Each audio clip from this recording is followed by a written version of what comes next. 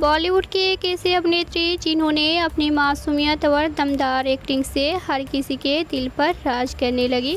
उन्होंने हर एक कैरेक्टर इतनी बेहतरीन तरीके से निभाया कि पहली फिल्म से ही कामयाबी हासिल कर ली। उनके मासूम चेहरे और भोलेपन से हर एक लड़की उनको इम्प्रेशन मानकर अपनी ज़िंदगी में उनकी मासूमियत को फॉलो करती है।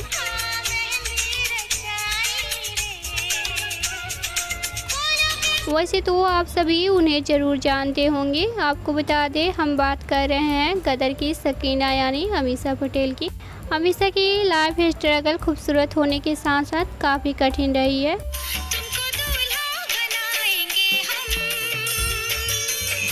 अमीषा पटेल के बारे में विस्तार से जानेंगे और उनके संघर्ष और अफेयर की भी चर्चा करेंगे। तब तक के लिए बने रहिए हमारे साथ।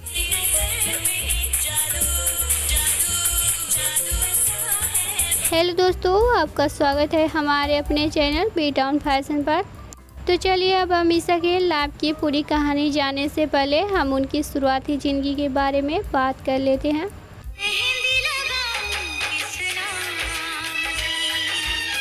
अमीषा पटेल एक खूबसूरत भारतीय बॉलीवुड अभिनेत्री और मॉडल है। उनका मासूम चेहरा और अभिनय कौशल काफ़ी बेहतरीन रही है। ब्लॉकबस्टर फिल्म कहो ना प्यार है 2000 में ऋतिक रोशन के साथ अमीषा की पहली फिल्म थी।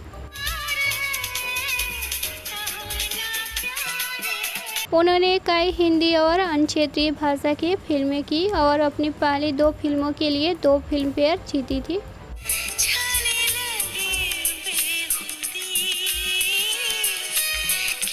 अमीषा एक क्यूट अभिनेत्री के रूप में बॉलीवुड में आई और उन्होंने बॉलीवुड के सबसे हॉट अभिनेत्रियों में से एक के रूप में अपनी छवि बनाई। उन्होंने चुनौतीपूर्ण भूमिकाएं स्वीकार की और स्थिति की आवश्यकता के अनुसार खुद को बदल दिया।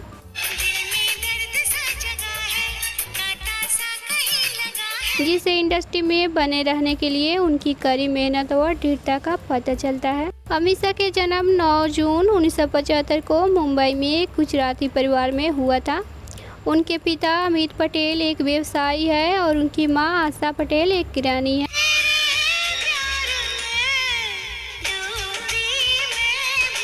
अमीषा ने अपना नाम अपने माता पिता के नामों के संगम से लिया है। अमित से अम और आशा से सा, जिससे अमीषा बनी। अमीषा के जन्म पालन पोषण मुंबई में हुआ। उनके दादा रजनी पटेल एक जाने माने वकील और राजनीतिज्ञ थे। खास तौर पर वे मुंबई कांग्रेस प्रदेश समिति के अध्यक्ष थे। अमीषा पटेल बॉलीवुड अभिनेता अस्मित पटेल की बहन है।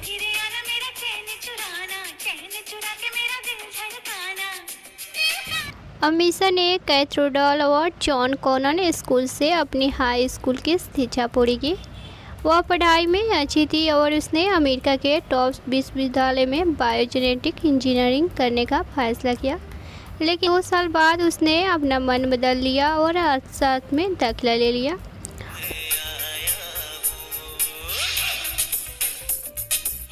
उन्होंने स्वर्ण पदक विजेता के रूप में स्नातक किया।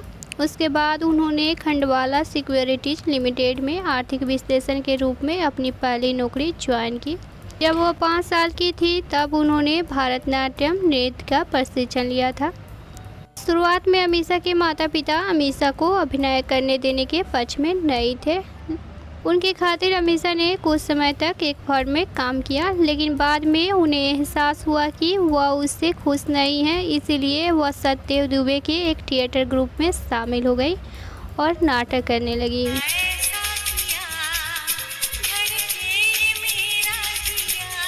1999 में उन्होंने नीलम नामक एक उर्दू नाटक में अभिनय किया, जिसे उनके माता पिता ने भी देखा और उन्हें लगा कि उनकी बेटी अभिनय के क्षेत्र में कुछ कर सकती है। इसलिए उन्हें उसे अनुमति दे दी और फिल्मों में अभिनय करने के लिए प्रोत्साहित भी किया।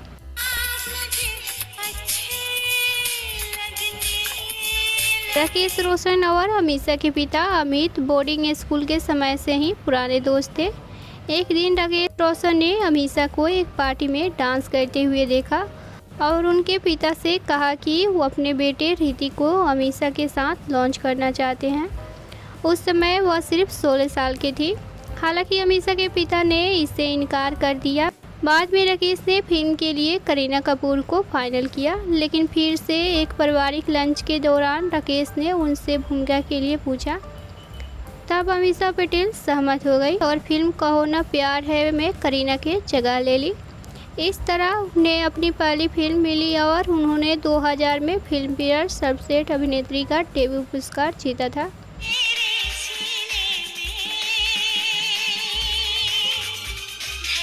इसके बाद उन्होंने पवन कल्याण के साथ तेलुगु फिल्म बद्री में काम किया, जिसने भी बॉक्स ऑफिस पर काफ़ी अच्छा प्रदर्शन किया। 2001 में अमीषा सनी देओल के साथ अपनी दूसरी बड़ी बॉलीवुड फिल्म गदर एक प्रेम कथा की। उन्होंने एक पाकिस्तानी मुस्लिम लड़की की भूमिका निभाई और यह एक ऊंच कमाई वाली फिल्म भी थी। उन्हें यह भूमिका उनकी पहली फिल्म रिलीज होने से बहुत पहले मिली थी। इस भूमिका के लिए उन्होंने लगभग 12 घंटे का ऑडिशन दिया था। बाद में उन्हें इस भूमिका के लिए film fair special performance award से सम्मानित किया गया।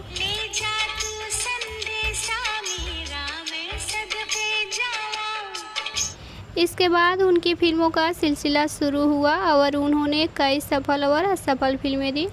अमीषा के उल्लेखनीय फिल्मों में क्रांति, ये है जलवा, क्या यही प्यार है, हमराज, परवाना, वादा जैसी कई हिट फिल्में हैं।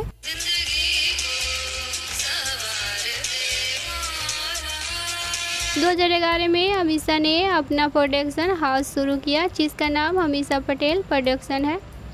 उनके प्रोडक्शन के तहत पहला प्रोजेक्ट देसी मैजिक है, जो कुछ कानूनी मुद्दे के कारण अभी भी अप्रकाशित है। 2003 से 2006 तक का समय अमीषा के लिए बहुत ही मुश्किल भरा रहा। 2003 में उनके करियर की गति बहुत कम हो गई और उन्हें बहुत ही कम ऑफर मिले। उस साल उन्होंने सिर्फ 2 फिल्में की और 2004 में भी सिर्फ 1 फिल्म में नजर आई। हालांकि ये प्रोजेक्ट अच्छे थे, लेकिन बॉक्स ऑफिस पर अच्छा प्रदर्शन नहीं कर पाए।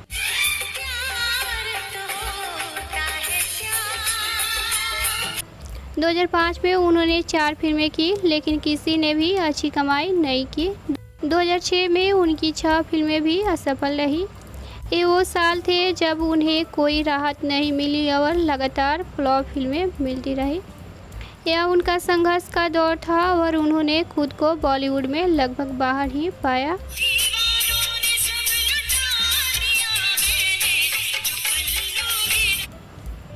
2007 में उनके लिए पुनरुत्थान का वर्ष था।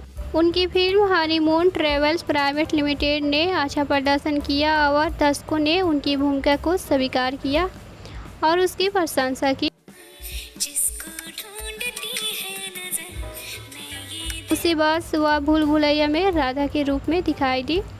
यह एक बड़ी सफलता थी और राधा की भूमिका में उनकी बहुत सराहना की गई। यहाँ से उनकी करियर ने फिर से गति पकड़ी और वह कई मध्यम प्रदर्शन वाली फिल्मों में दिखाई दी और आगे की राह बनाई।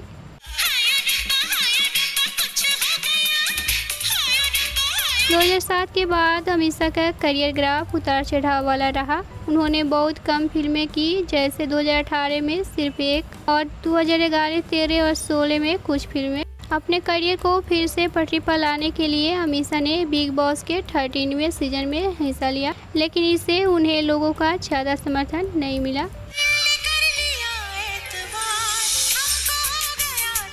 अमीषा की फिल्म गदर 2 11 अगस्त 2023 को सिनेमाघरों में रिलीज हुई थी, जिसने वर्ल्ड वाइड 691 करोड़ कमाई के साथ काफ़ी अच्छा प्रदर्शन किया।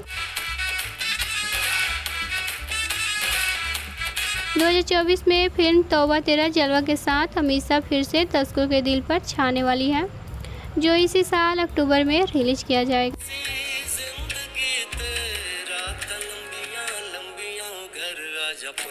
अमीषा ने भारत और विदेशों में कई स्टेज परफॉर्म्स किए हैं। उन्होंने 2001 में ऋतिक रोशन के साथ अपने पहले world tour the Roshans Hrithik live in concert में हिस्सा लिया। –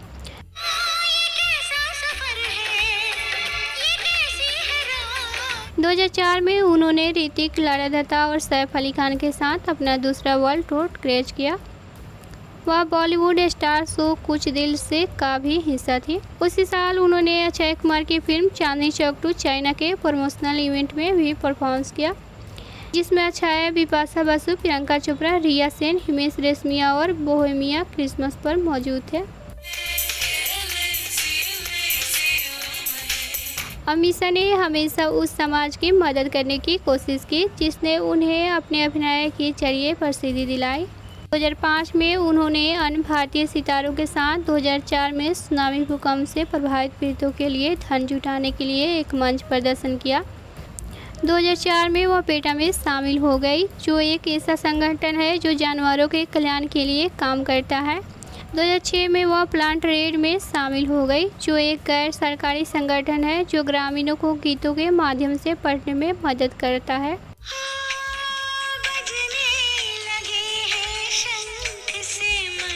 2007 में उन्होंने देश में मानव तस्करी के बारे में जागरूकता बढ़ाने का फैसला किया। इसके लिए वह संयुक्त राष्ट्र के ड्रग्स और अपराध कार्यालय में शामिल हो गई।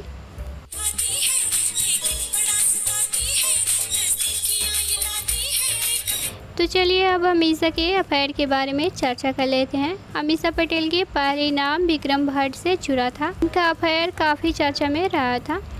दोनों फिल्म आप मुझे अच्छे लगने लगे की शूटिंग के दौरान करीब आए थे, जबकि इस दौरान विक्रम भट्ट पहले से ही शादीशुदा थे और वो एक्ट्रेस से 8 साल बड़े भी थे। खबरों के माने तो कहा जाता है कि अमीषा की इस अफेयर ने उनके करियर को बर्बाद कर दिया। गदर फेम में अमीषा के घर वाले उनके इस अफेयर के खिलाफ थे। जब उन लोगों की ओर से विरोध किया गया तो अमीषा ने पेरेंट्स के खिलाफ पुलिस केस दर्ज करा दिया था। इतना ही नहीं, 12 करोड़ रुपए का हर्जाना भी लगाया था। उन्होंने परिवार वालों के खिलाफ केस भी किया और इसके बाद लोगों के बीच उनकी छवि काफ़ी खराब हो गई।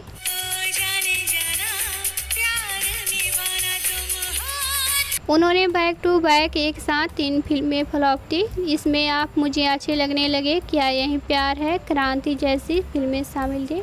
अमीषा पटेल का दूसरी बार नाम एक बिजनेसमैन से जुड़ा था जो कि लंदन बेस्ड था। वो कोई और नहीं बल्कि कौनपुरी थे। दोनों ने 2008 में एक दूसरे को डेट किया था। हालांकि इनका रिश्ता भी ज़्यादा समय तक नहीं चल पाया और वो एक दूसरे से अलग हो गए। दोनों ने इसका ऐलान सोशल मीडिया पर पोस्ट लेकर किया था। कहा जाता है कि अमीषा ने ये फैसला करियर पर फोकस करने के लिए लिया था।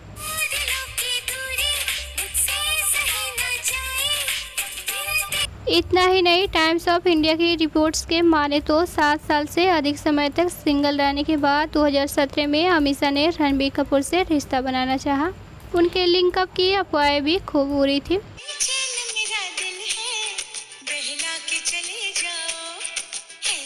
तो आपको हमारी ये कहानी कैसी लगी हमें कमेंट करके बताना ना भूलें। साथ ही हमारे लिए कोई सलाह हो तो ज़रूर दें।